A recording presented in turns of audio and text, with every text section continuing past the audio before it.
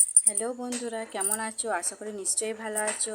আমি ভালো নেই, আমার শরীরটাও খারাপ আর মনটাও খারাপ, তাই কদিন ভিডিও করতে পারিনি সেইভাবে। তা আরজিকর মেডিকেল কলেজে যে ঘটনাটা ঘটেছে ডক্টর মৌমিতা দেবনাথের, সেই ঘটনাটা পরিপ্রেক্ষিতে বলো কিংবা সমাজের স্বাধীন ভারতে যে নারীরা এখনও পরাধীন,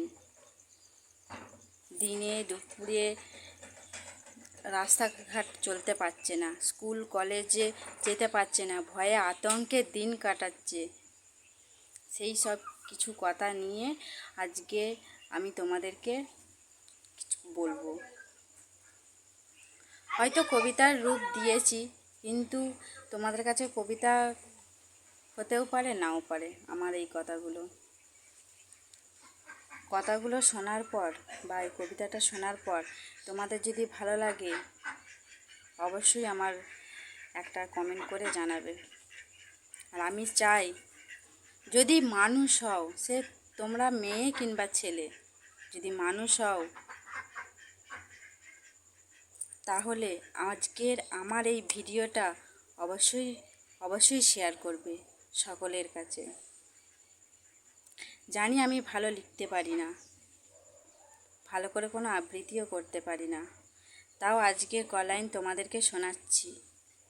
শুধু মৌমিতা দেবনাথের উদ্দেশ্যে নয়, এটা সকল নারীর উদ্দেশ্যে লিখেছি।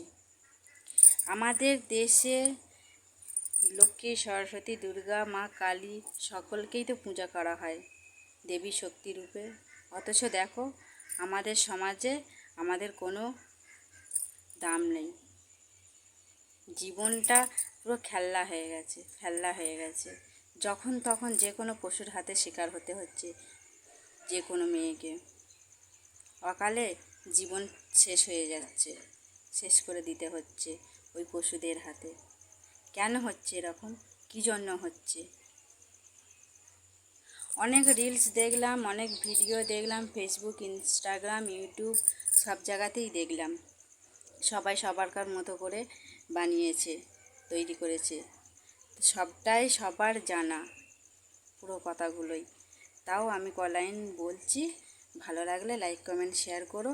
আর আমি চাই যে কজন আমার এই ভিডিওটা দেখবে, এই মুহূর্তে দেখছো বা তোমাদের কাছে পৌঁছাচ্ছে, অবশ্যই ভিডিওটা অবশ্যই শেয়ার করো। বেশি কিছু না বলে আজকে কবিতাটা বলি। স্বাধীন ভারতে পরাধীন নারীরা, কথাটা কিন্তু সত্যি, তাই না? স্বাধীন ভারতে পরাধীন আজও কেন নারীরা?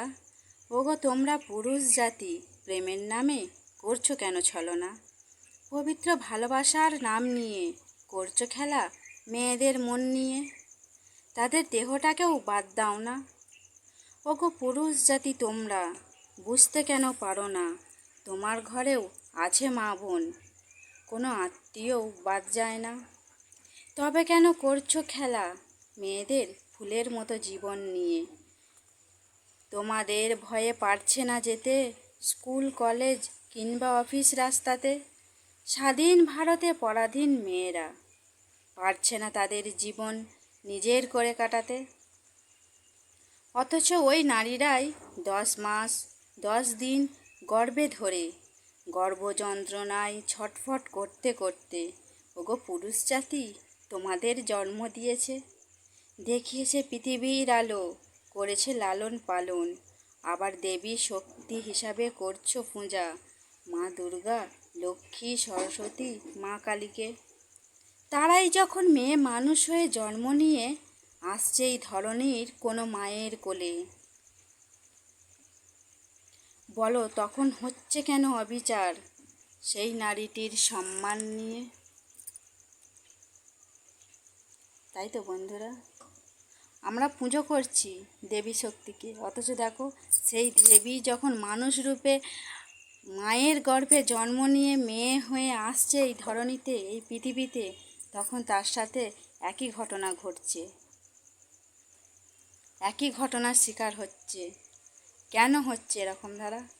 পুরুষ জাতি কি ভুলে গেছে যে তাদের জন্ম এই নারীর জন্যই? এই পৃথিবীর আলো, এত সৌন্দর্য, রূপ, রস, তাদের জীবন কার জন্য? এই নারী জাতির জন্য। কত কষ্ট করে, কত যন্ত্রণা সহ্য করে একটা নারী একটা সন্তানকে, সে পুরুষ হোক বা মহিলা বা মেয়ে, সে যাই হোক না কেন, জন্ম দিয়েছে। তবে কেন এই নারীদের এখনও পর্যন্ত কোনো স্বাধীনতা নেই? তারা প্রাণ খুলে মন খুলে বাঁচতে পারে না, কোথাও যেতে পারছে না, রাস্তাঘাটে বেরোতে পারছে না। কেন হবে এরকম? তাদেরও তো বাড়িতে মা, মাসি, পিসি, আত্মীয় স্বজন, পরিবার সবাই আছে। তাদের বুকে ভয় লাগে না যে আজ ওই মেয়েটার সাথে আমি যা করলাম, কাল আমার বাড়ির মেয়েটার সাথে, আমার নিজের মেয়েটার সাথেও এরকম দ্বারা কিছু হতে পারে? এইটুকু ভয় নেই তাদের? আমার আর কিছু বলার নেই, শুধু এইটুকুনি কথা বলার জন্য আজকের এই ভিডিওটা করা। শরীর খারাপ খুবই, আমার মনও ভালো নেই, বললাম না? আমার স্বামীরও খুব শরীর খারাপ, ভিডিও কদিন করতে পারিনি। শুধু এই কটা কথা বলার জন্য আমি কালকে এটা লিখে আজকে সকালেই ভিডিওটা করে তোমাদের সাথে শেয়ার করছি। অবশ্যই শেয়ার করবে সকলকে। যদি বন্ধু হও, বন্ধু মনে করে থাকো। আর যদি তোমরা চাও ডক্টর মৌমিতা দেবনাথের যারা এত বড় ক্ষতি করে দিয়েছে তাদের শাস্তি হোক, অবশ্যই ভিডিওটা শেয়ার করে আমার পাশে থেকো। সবাই ভালো থেকো, সুস্থ থেকো। আজকের ভিডিও এই পর্যন্তই। বাই।